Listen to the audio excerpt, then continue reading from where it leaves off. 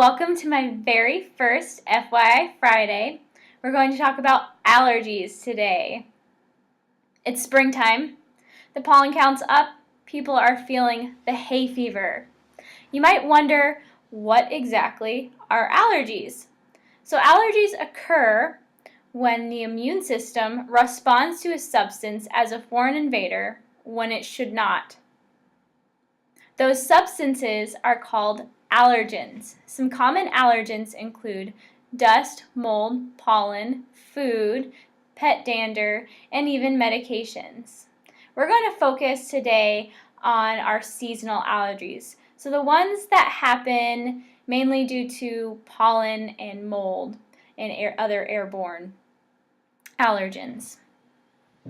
So some symptoms that you might feel when you have these seasonal allergies are headache, sinus pressure, runny nose, sneezing, rashes, and even possibly asthma.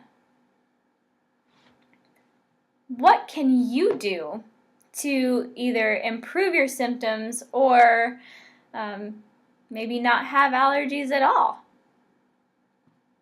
I'm going to start talking about the nutritional aspect.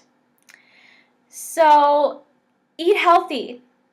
Minimize the amount of sugar and processed foods you take in, as well as take a probiotic or eat fermented foods.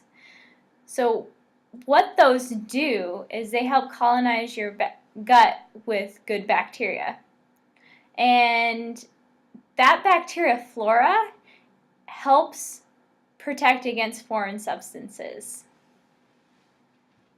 It's estimated that 80% of your immune system is in your gut, so it's really important to take care of it. Eat a very balanced diet with lots of leafy green vegetables. Another thing you can do is consider taking supplements.